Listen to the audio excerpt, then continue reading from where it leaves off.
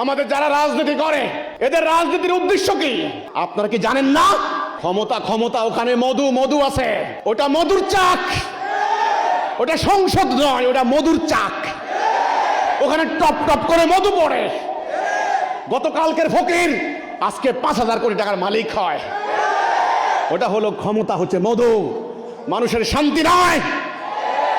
এজন্য আজ বাঁচতে হবে তোমাকে, বাঁচাতে হবে তোমার সন্তানকে, না হলে তোমাদের কোনো মুক্তি নাই।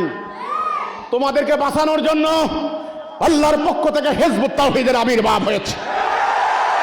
তোমাদেরকে জান্নাতে নেওয়ার জন্য আল্লাহর পক্ষ থেকে হিজবুত তাওহীদের আবির্ভাব হয়েছে। তোমাদের দ্বীনকে, দ্বীনুল হক প্রতিষ্ঠা করার জন্য হিজবুত তাওহীদের আগমন হয়েছে।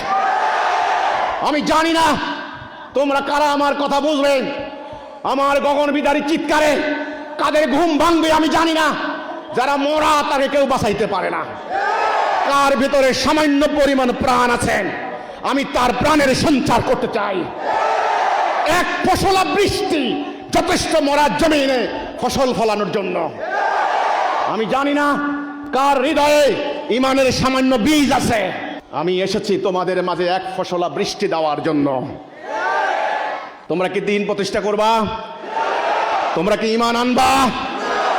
তোমরা কি মুমিন হবে? তোমরা কি জিহাদ করবে? না তোমরা পালাবে? তোমরা উদ্বাস্তু শিবিরে যাবে? তোমরা ভিক্ষা করবে আমেরিকার কাছে, ভারতের কাছে? তোমাদের নারীরা দর্শিতা হোক তোমরা চাইবে? না খেয়ে মারা যাবে। সংসার চালানোর জন্য অফিসে সুদ খাবে, ঘুষ খাবে, চুরি করবে, না বললে হবে না। এটা করবা তোমরা, কারণ পেটের জ্বালা নামাজুল্লাহ মানে না, পেটের জ্বালা কোরআন হাদিস মানে না, পেটের জ্বালায় কোরআন হাদিস মানে না। এই জন্য নবী করিম সাল্লাল্লাহু আলাইহি ওয়াসাল্লাম যুদ্ধ করে দুর্বলের উপরে সবলের অত্যাচার বন্ধ করেছেন, জালেমের জুলুম বন্ধ করেছেন। এটার জন্য যুদ্ধ করতে হবে। আমার যুদ্ধ চাই, আমার লড়াকু সৈনিক চাই। কোন কাপুরুষ আমার দলে আসবে না, কোন মুনাফিক কাফের আমার দলে আসবে না।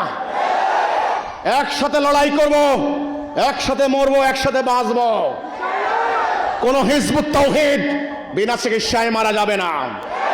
কোন হিজবুত তাওহীদ খাদ্যের অভাবে মারা যাবে না।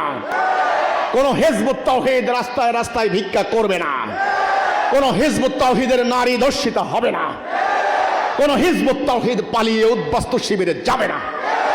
কাজেই আমি তোমাকে রেখে পালাবো না, তুমিও আমাকে রেখে পালাইতে পারবে না। বুঝে শুনে হিজবুত তাওহীদ আসতে হবে। এটা কোনো প্রচলিত রাজনৈতিক দল নয়। অনেক ইলেকশন করেছে, অনেক ভোট দিয়েছো, আমি ভোট কেন্দ্রে যাই নাই, ইলেকশনে যাই নাই। এটা মরণ। এই পথে আমাদের শান্তি আসবে না। আল্লাহর দ্বীন কায়েম করতে হবে। এতগুলা ইসলামী দল, এইবারে তোমরা এই কথা বলতে পারলে না। আল্লাহর দ্বীন যদি প্রতিষ্ঠা না হয় আমরা এই নির্বাচনে যাব না, আমরা পার্লামেন্টে যাব না। বলতে পারলা না? তোমরা আমেরিকার প্রতিনিধির সামনে বলো আমরা শরিয়া চাই না, আমরা আল্লাহর দ্বীন চাই না, আমরা ক্ষমতা চাই। কি চাই? আরে এই ক্ষমতা তো কাফেররা রাসূলকে দিতে চাইছিল। রাসূল নিছেন? নো। রাসূল বলছেন এক হাতে চন্দ্র এক হাতে সূর্য এনে দিলেও মুহাম্মদ এই পথ ত্যাগ করবে না। হয় আল্লাহর বিজয় হবে, না হলে ধ্বংস হয়ে যাবে। তোমরা কি আল্লাহকে বিজয় করবে? এই পথ ধ্বংসের পথ। তোমরা কি এই পথে যাবে? সীসা গলানো ঐক্যের ন্যায় সংগ্রাম করতে হবে।